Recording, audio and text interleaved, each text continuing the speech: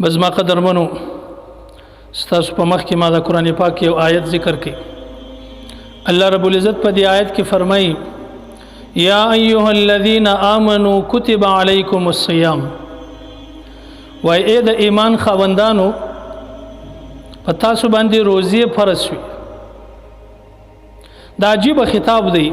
دا الله رب العزت عجیب انداز دی. برای راست مؤمنانو ته الله پاک خطاب کوي، خبره کوي. یعنی دومره د پیار او د محبت ډک خطاب دی چې برای راست یو چاته خبره کوي. بنی اسرائیلو ته په تورات کې الله رب العزت یو ور خالی برای راست خطاب وکي. دوی دومره خوشاله سو، داش په غلط فهمي کې مبتلا سو. دوی ویل چې نحن ابناء الله واحباؤه،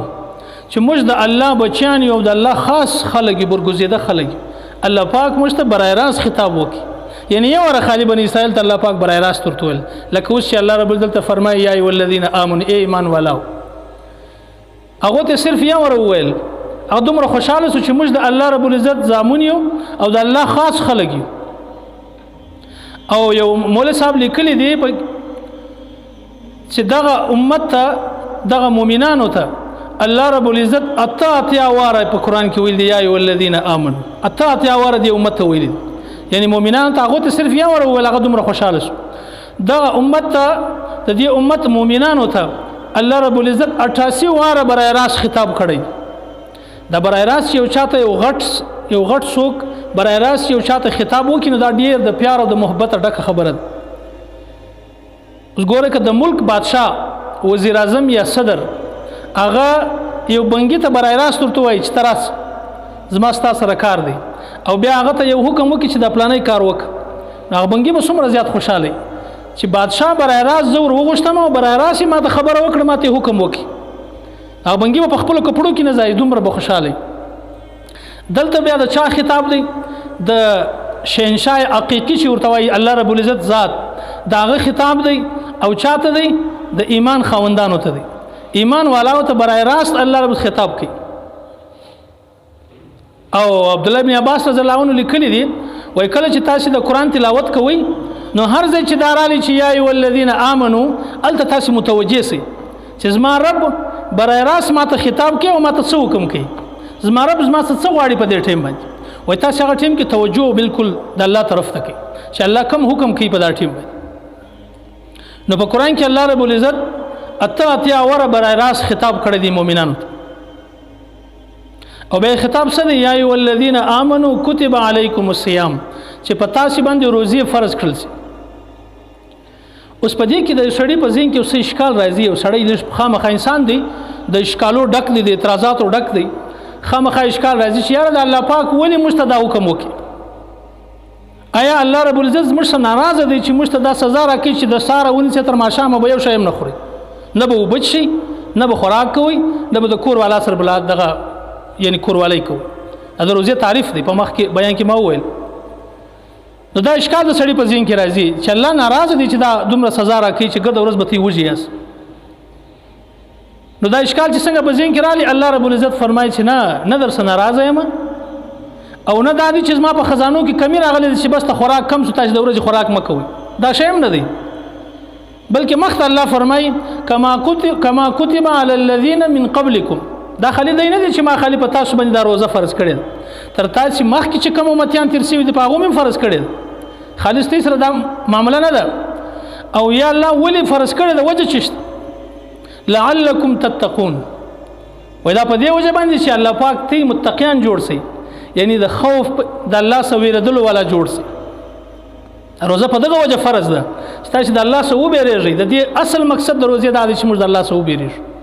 د دغه لپاره الله پاک روزه فرض کړې ده، او صرف په موږ نه ده فرض کړې، په نورو امتیانو هم فرض کړې. نو په دغه وجه الله پاک وجه مو ویل چې تاسو متقیان جوړ سئ. په دغه وجه باندې په تاسو روزه فرض ده. او متقی تقوا څه ته وایي؟ یو صحابي د بل صحابي رضی الله عنه څخه پوښتنه کوي چې تقوا څه ته وایي؟ هغه ورته یو داسې لاره باندې تیر شوی چې په هغه لاره کې ډېر اغزي او خرداره تار وي، په هغه لاره باندې تیر شوی یو ورځ، هغه ولو په هغه لاره تیر شوی، او نو بیا ته څه چم کوې په هغه ټیم باندې؟ د وځ خپل کپڑے سره راټولوم خپل پټو راټولوم او خپل جامې سره راټول کوم چې دا سینې هغه تار زما په کپړو کې بند سي زما بدن را زخمی کی ډیر په احتیاط باندې ز په غلار باندې تیرېږم نو خپل صاحب ورته تقوا دخته وای دا چې به د ګناه سزا بچاوي په دنیا کې چې ته ګناه په ګندګي باندې ککړ دسي دا چې به د خپل ځان د ګناه څخه دومره بچاوي بیا خاص کر په روزه کې د غیبت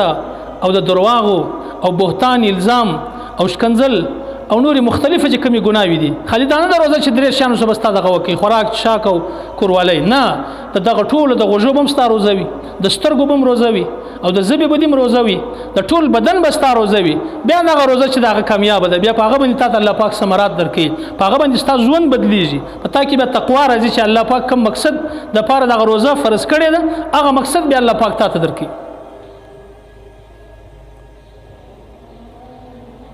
او بل د روزي فائدہ ده یو حدیث کې راځي ما په خطبه کې ذکر کړي چې ثلاثه لا ترد دعوتهم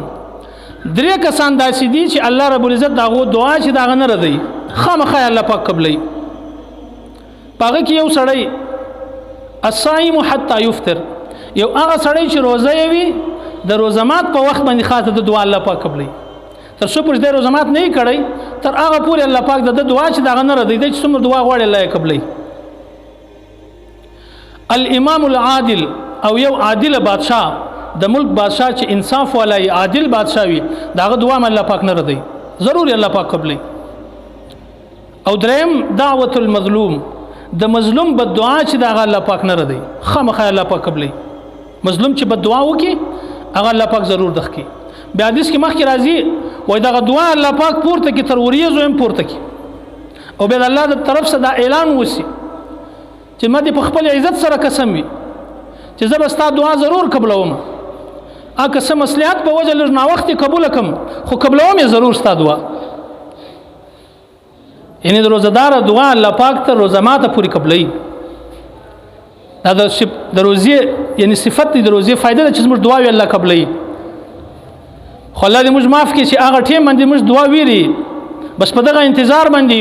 خوراکونه برابر او جنن به سخرم نن به دا خورم په دغه سوچ کې موږ او هغه د قبولیت وخت الله پاک هغه ټیم دعا وی قبلې شیطان هغه موږ نفس شیطان هغه موږ زین بلې خواته کې د خوراکو په خوا باندې په نور شانو کې مبتلا شو اما عائشہ رضی الله عنها فرمایي وای کوم ټیم چې به د روزي میاشت رااله و د نبی اسلام رنگ به بدل شو او خوف به باندې غالب شو ویره به باندې زیاته شو په نبی اسلام باندې او په عبادت کې به په منځ کې به ډیر زیاتوالی کو ډیر زیات مزبه کو او بل به نبی اسلام دعا ډیر زیات غوښته ډیر زیات به جړل نبی اسلام او یو حدیث کې فرمایي وای تر روزه تر اخري روزه پورې نبی اسلام به خپل ځای ته نه راتلی د الله په عبادت کې وداسي مصروف وو یعنی ګرد روزه به په عبادت کې تیر کړ او یو روایت کې فرمایي وای الله رب العزت عرش کوم فرشتو اخستې دي واغه فرشتو ته الله پاک حکم وکي چې تاسو د خپل عبادت پرېږدئ د روزدار په دعا باندې تاسو امين وایست ټول عبادتونه پرېږدئ بس یو ډیوټي په لاس باندې ورکی هغه دا ډیوټي چې روزدار کوم دعا غواړي ته په هغه باندې امين وایست ان څومره خوش قسمت دي روزدار سړی چې د په دعا باندې فرشتي امين وای یعنی فرشتي خو هغه معصوم مخلوق دی چې هغه یو ګناه نه ده کړی الله چې کوم حکم ورته کړی په هغه عمل کوي نافرمانی د الله نه کوي نو هغه ستا په دعا باندې سدي هغه امين وای د چا په دعا چې فرشتي امين وای سوال نسی پیدا کېږي چې هغه دعا دی به الله پاک نه قبول ضرور الله پاک قبلې نو په دا وجه په دې روزه کې موږ د الله سره دعاګانې ډېر وغواړو ډېر الله ته وژاړو خپل ګناو باندې او یو حدیث کې راځي کعب ابن عجره رضی الله عنه فرمایي ويور نبی علیہ السلام د منبر اوله سیړي باندې شپشک شیش اول قدم چې کښیر دوی وای موږ ټول چې نږدې سي موږ نږدې سو بیا چې نبی اسلام په اوله سیړي باندې قدم کښیر دوی بیا ول چې امين په دویمه زینه باندې شپشک شیر دوی بیا ول امين او په دریمه شپشک شیر دوی دریم ور بیا ول چې امين خیر نبی اسلام وای بیان وکي خطبه ویل دغه بعد چې راکښته سو موږ پښتنه جن وکړ صحابو کو ډیر طلب و چې نبی اسلام د ناوله عمل وکي وای الله رسوله تا خو نن داسې عمل وکي چې تر دې لمخه موږ د عمل تاسو نه اوریدلې دا خبرې موږ تاسو نه اوریدلې نبی اسلام له زه چې کم ټیم ما اول قدم کښېږدوي جبرائیل السلام زما مخ ته رالی جبرائیل السلام ما ته وویل چې هلاک دي سي هغه سړی هغه کس دی هلاک سي چې د روزې میاشت باندې راشي او د مغفرت نه وسی اندې د الله سره دعاوي نه غواړي او د مغفرت نه وسی روزه د غیب باندې تیر شي دا سړی دی وای هلاک سي نبی اسلام ول امين و ما په دمه الله ته قبول کړي امين معنا دا ده چې الله ته قبول کړي نبی اسلام امين باندې وای او دویمه بیا چې په دویمه سړی په شک شیر دا ولا درتل هلاک دي سي هغه سړی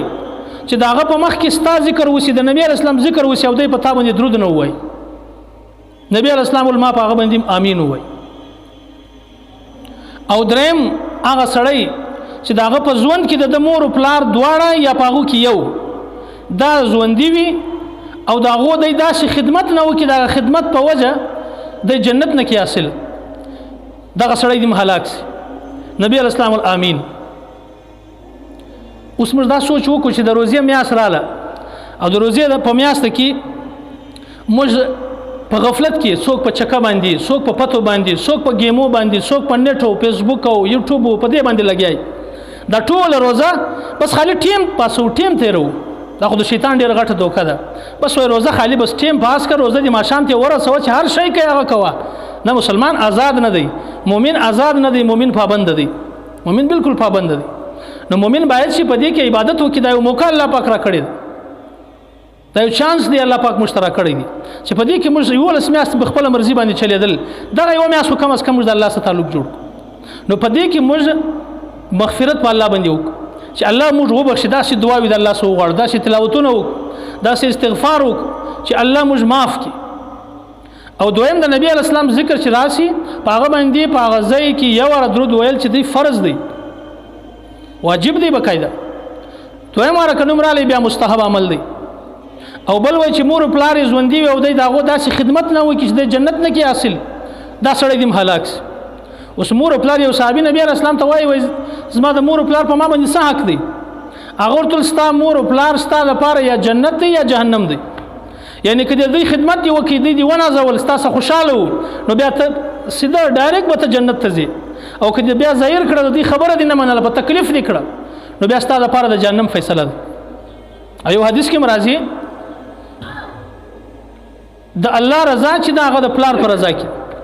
یعنی یو بزرګ وای وکچیر ته دا وای چې الله دا وخت موجوده وخت کې الله زما سره خوشاله دی او که خوابه دی مستخنو نه معلومی شي وای ته دا سوچو چې ستا مور او پلار ستا سره خوشاله دي کاغه در سره خوشاله بس الله هم خوشاله دی کاغه در سره خوابه دی الله هم خوابه دی او یو حدیث کې راځي وای د جنت په بهترینه دروازو کې چې یو دروازه پلار دی پلار بهترینه دروازه ده دا خدمت کوي وکي بس د جنت دروازې ته داخل شي نو په دغه وجه په دې روزي کې مش په الله باندې مغفرت وکړو الله ته داسې زاري وکړو او یو حدیث کې مرাজি و یو فرشته په اسمان کې یو ندا کوي आवाज کوي چې اے د خیر طلب ول والا مختراسه کوشش وکړه خیر نور طلب په دغه میاس او اے د بدی کول والا بچه کا ډېر ګناوي دی وکړي بس که د ګناه سزان بچاو کتر ابد بهترینه میاس ته د الله عبادت وکړه ګناوي پرېږد دا بقاعده اعلان کی او بیا دا اعلان کی چې دا څوک ست چې هغه زموږ د ګناه معافي وغواړي چې موږ ګناه ور معاف او دا څوک ست چې ما څه سوال وکړي دا سوال قبول کم او دا څوک ست چې ما څه شی وغواړي دا ورکم وای دا ټول دعاګانې الله پاک قبلې دومره بهترینه شپه او ورځې دي